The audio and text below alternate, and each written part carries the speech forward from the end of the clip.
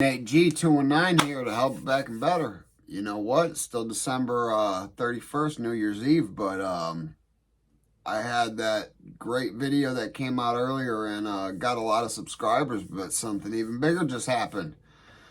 Cop to Con interview came to life, and as you see, here it comes. And hit that like, hit that subscribe, donate to that channel if you want. As you see, mine and Corey's cause is the same. We want to save the youth, save somebody from going down the roads of hell that we've gone down, and proof change is possible, proof that rehabilitation is perceivable, and you can rehabilitate yourself, but a prison can't rehabilitate you. It's within your own mind. But that being said, hit that like, hit that subscribe, hit that channel if you want to donate, and here comes the interview. All right, Nate G219 here to help it back and better. Y'all know what it is. First, hit that like, hit that subscribe, donate to that channel, help get our cause up there. But I introduce to you Corey Allwood. Others know as Pony Boy, but as you see, he's not that anymore. Corey, tell them a little bit about your life, how your life involved with the criminal system started. So I grew up a normal kid. First, thanks for having me on your show. Thanks for coming. Honored to call you a friend. You're doing the right thing, trying to change guys' lives and keep them out of this system, this deplorable system we have. I grew up a normal kid, grew up on a lake, went to normal school, started martial arts when I was 4 years old, 2 different styles. Got my black belt when I was 12. Was first in the state 3 years, did track, football, the whole everything.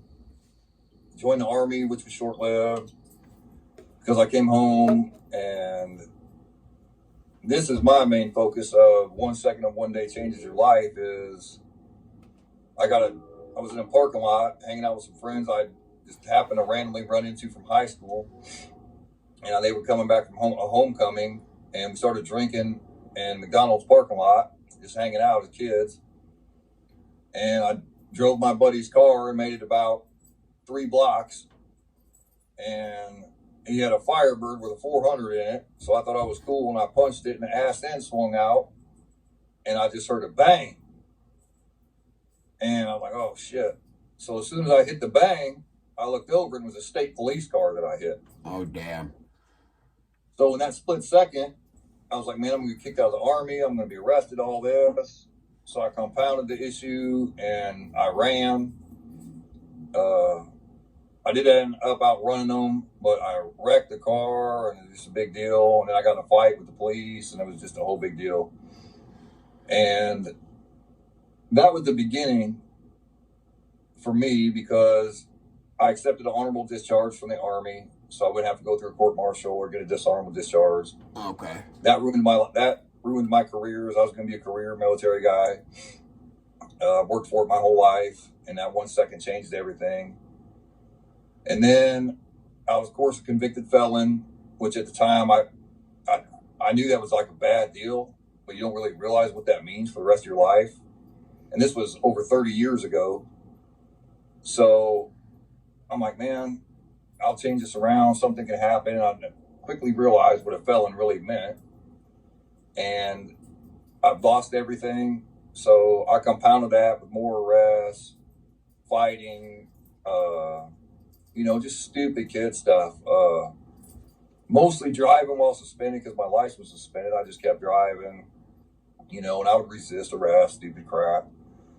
I was a dumb kid, compounded things. And I ended up going to prison eventually for all this crap. And because of who I was, they use this point system in Indiana, and they decided to classify me as, I guess, a violent guy or a dangerous guy. Sorry, this thing is awkward and heavy, and I hate it. So I ended up in a maximum security prison. As soon as I walked in there, they give you a rule book, and the rule book says you're going to follow this. These are the rules. You're going to listen to us. And then a bunch of gang members and other people quickly approached me and said, look, forget that rule book. All these dudes over here, they're going to rape you. They're going to rob your cell. You're going to be a victim. This. You know the routine of prison. Absolutely. So take that rule book, chuck it out, throw that shit in the trash. These are the rules we live by in here. Follow us and you'll be all right. Well, I started checking this out, and it appeared like these guys were running the show and not being victims. And they just kind of observed how I was going to be at first. And I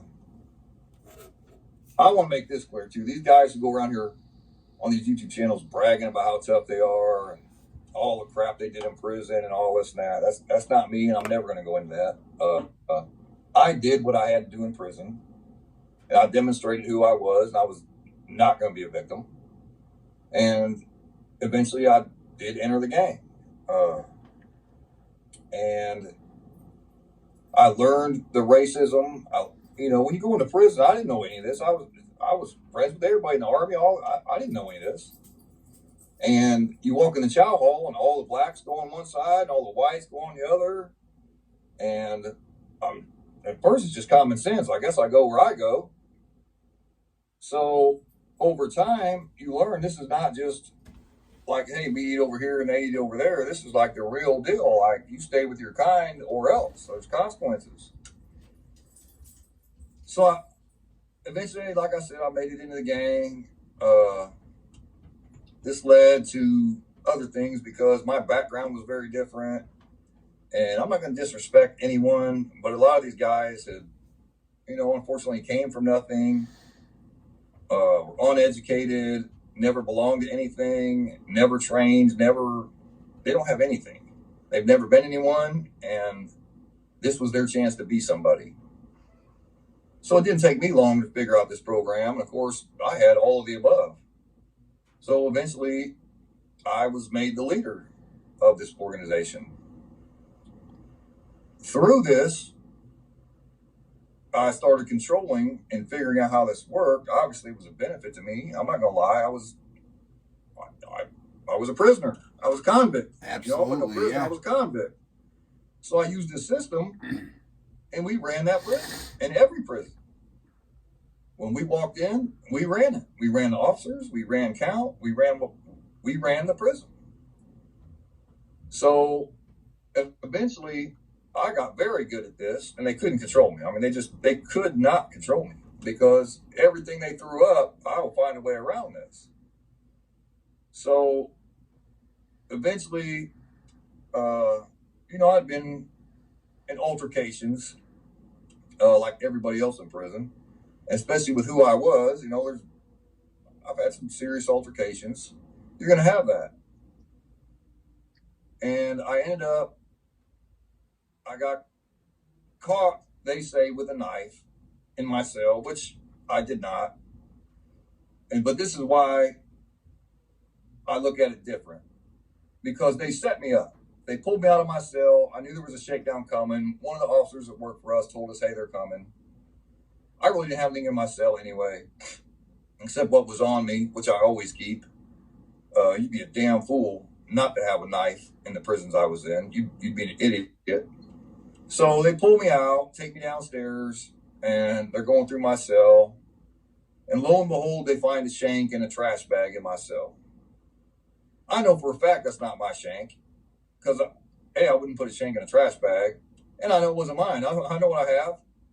And the ironic part of it was I had a knife in my waistband, a knife in my pocket, and a knife in my boot, which is how I stayed carrying myself at all times. I had 3 knives on me. The one they never even shook me down. They were so focused on the knife they set me up with that they ended up getting me for that knife and put me back in my cell with 3 knives on me. So, they try to approach me because what they wanted was information. Look, we got this new law here in Indiana. We're going to charge you with a knife. I never even heard of it because, in prison, I've had 400 officers catch everybody with knives, and either A, they don't say anything at all and mind their business and keep moving. The only time I ever even remember them even mentioning it, I was watching a TV show, and I was sharpening a knife on the floor. I was grinding my knife up, making it sharp. And the sergeant walked by and stopped and looked right at me. And I said, "What's up, Bagley?" And he said, "Listen, I'm going to go back around the block, smoke a cigarette. When I come back around the range, I'm going to find that knife on the range." And I just kind of nodded.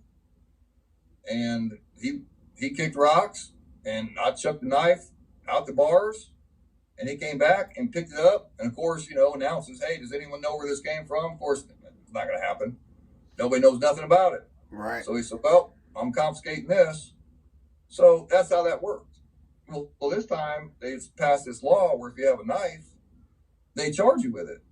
I didn't even really understand what that meant, because they wanted information. I wouldn't talk. They kept, "I'm not going to talk. Hey, I don't talk. I'm not a rat. It's not on my jacket.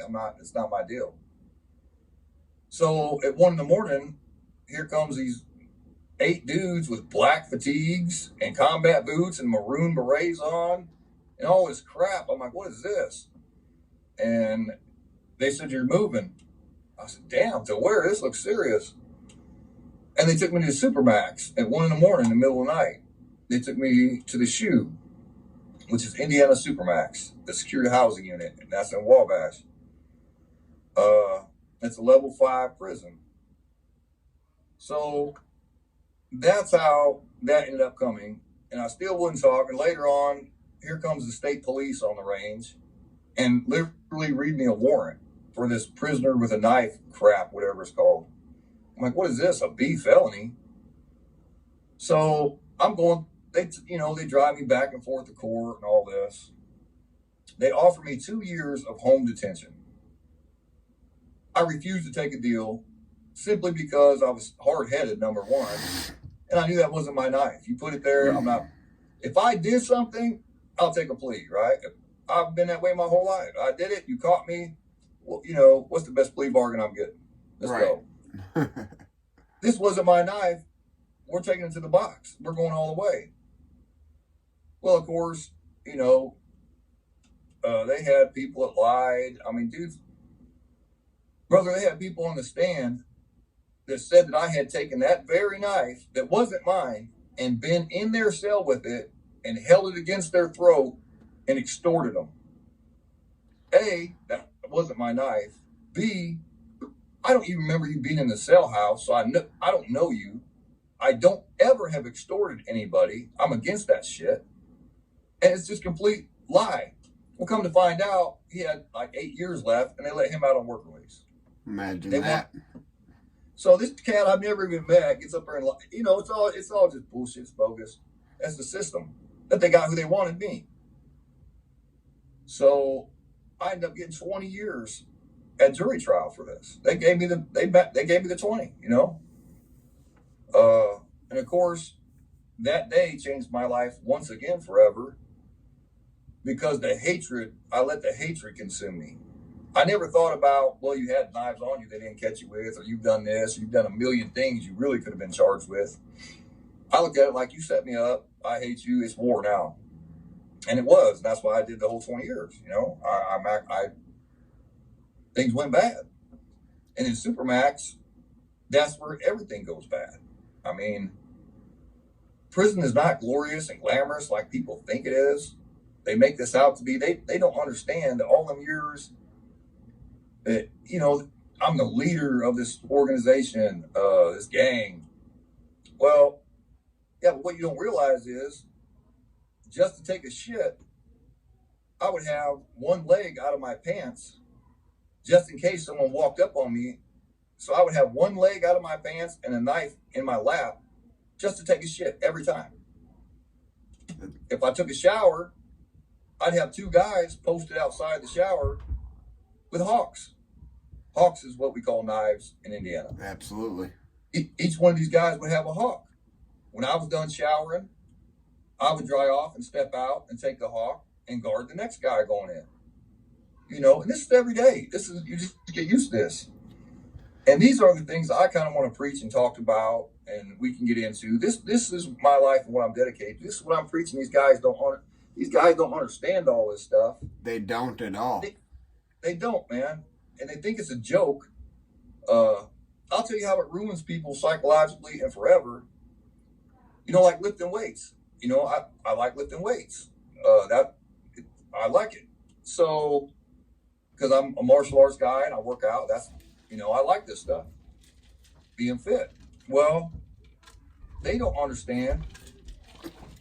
You know, in prison, when it'd be my turn on the bench press, I would have 3 guys standing there with their hands in their pocket, with a knife in their pocket, with their hand on the knife, while it was my turn to do my set. When I would get up, I would stand and guard them, because a great time to kill somebody is when you're on the toilet and can't fight, or when you're laying on your back with 300 pounds pushed above you. You're done. Absolutely. And all that adrenaline's going. If they get you then, it's a wrap. It's a wrap. It's over with. So we didn't move like that. It wasn't just lifting weights. It was deadly serious to us. Absolutely. And I witnessed it firsthand.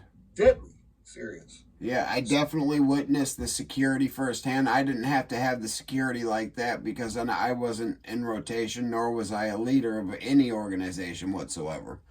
So gratefully, I learned from watching people like Corey and others, many others, that had to go through the same routine. And unfortunately, some of them didn't make it.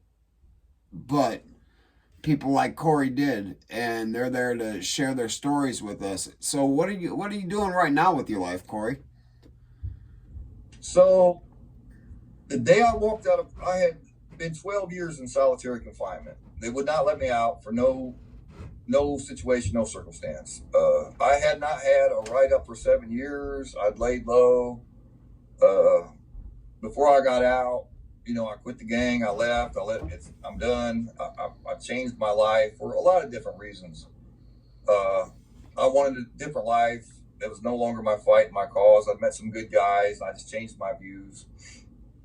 I wanted a different life, and I was tired of the hatred and the nonsense of the racism and just living that life, man.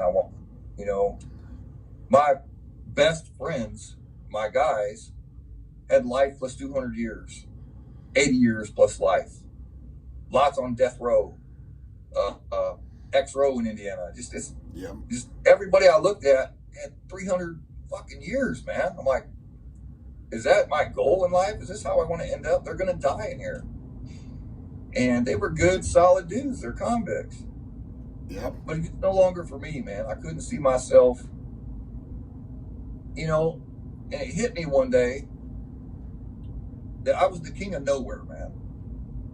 That, they try to indoctrinate you with stuff, the 48 Laws of Power, the Art of War, you read Machiavelli the Prince, Mein Kampf from Hitler, all this bullshit. All manipulation and tactics and violent criminal thinking, but what they didn't know is I read history and politics. I read all the time. I read. And it just hit me, man, I'm the king of nowhere. Like if I died tomorrow, I was the king of what? Tomorrow someone will take my place. My name won't matter. Nothing I did in here will ever matter, which it doesn't.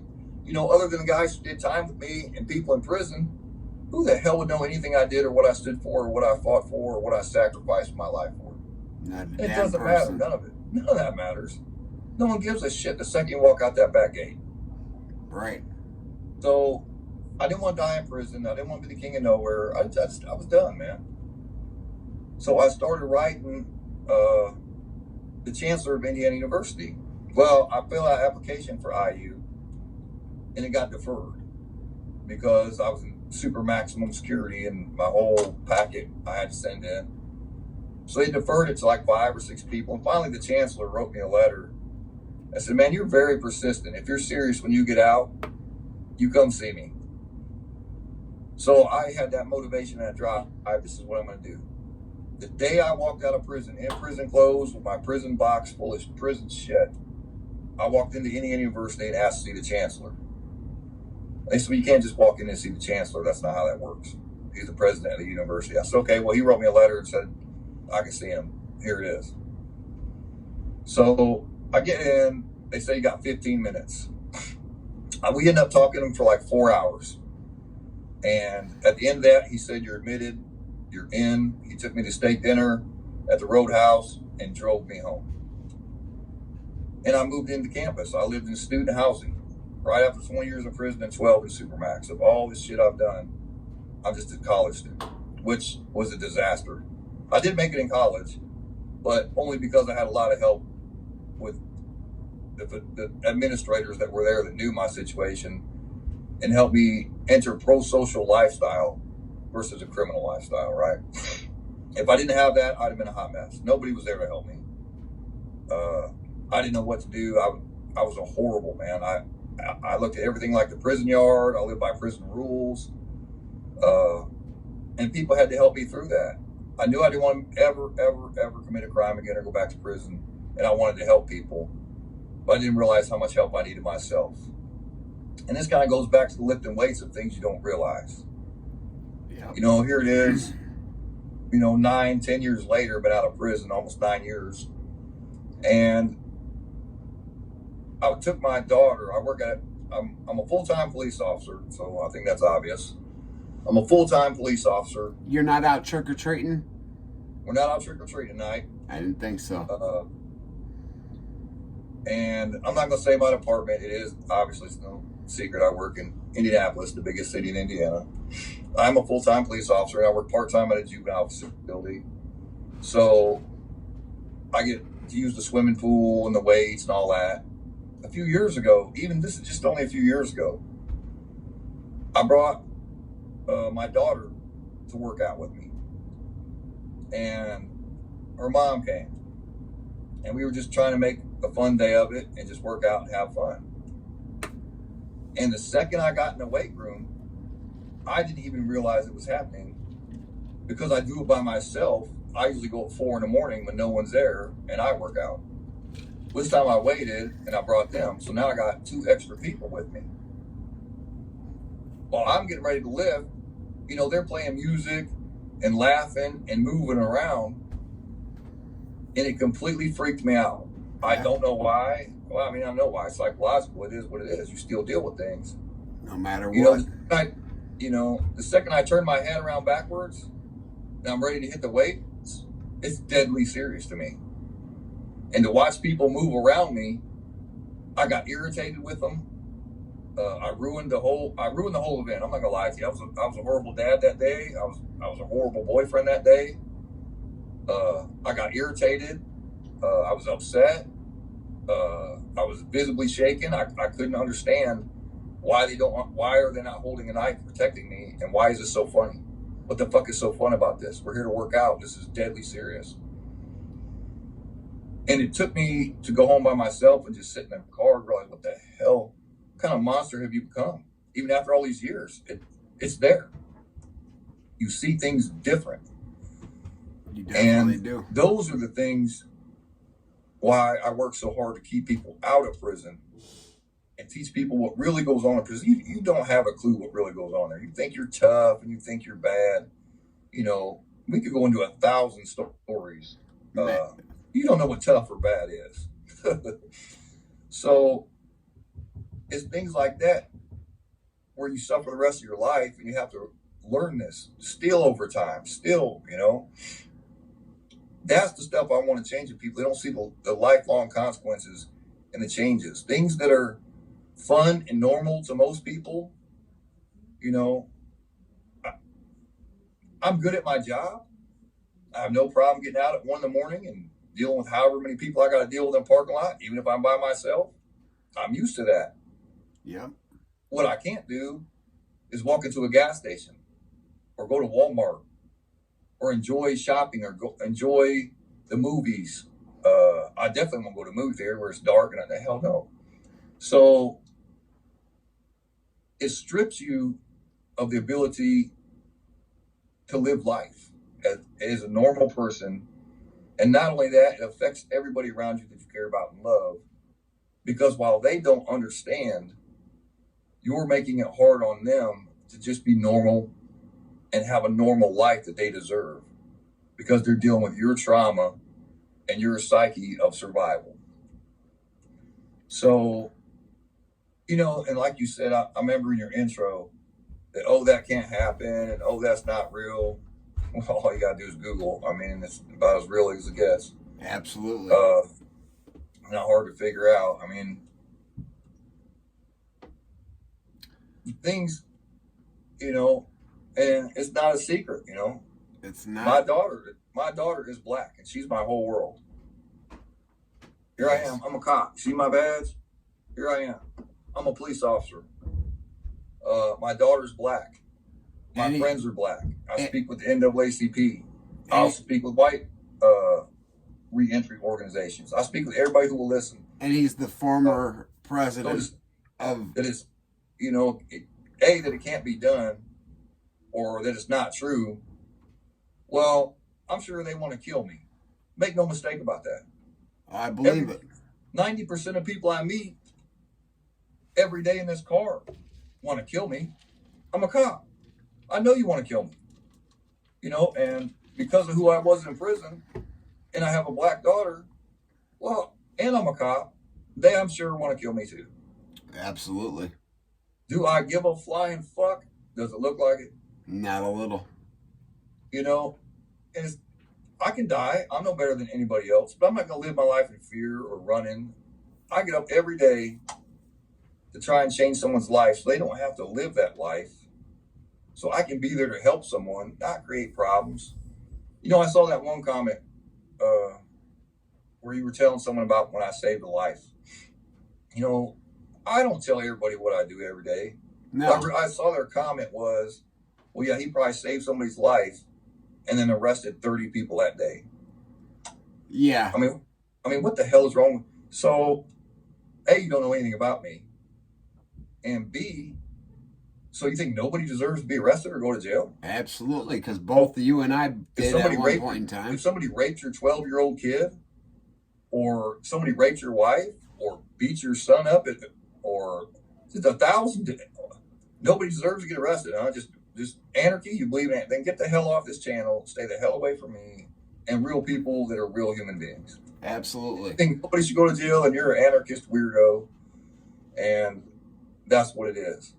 You come out here and do the job, and you show up to a call where a 9-year-old has overdosed on all this fentanyl bullshit and all this because mom had it. Let me guess, nobody should go to jail, right? Even though you're holding a dead fucking 9-year-old that overdosed on her mom's shit. Well, it's okay, right? Get the hell out of here, man. Absolutely. Who are you going to call at 1 in the morning? Who are you going to call at 1 in the morning when someone's breaking in your house? Sure as hell ain't Ghostbusters. Well, you going to call a crackhead? Right. You're gonna call the neighbor down the street who's overdosed on heroin himself, laying there, can't move? Absolutely. There are, are there bad cops? There's absolutely bad cops, man. I'm not, dude, come on, man. Of course there is. Are there cops that abuse their authority? Every day.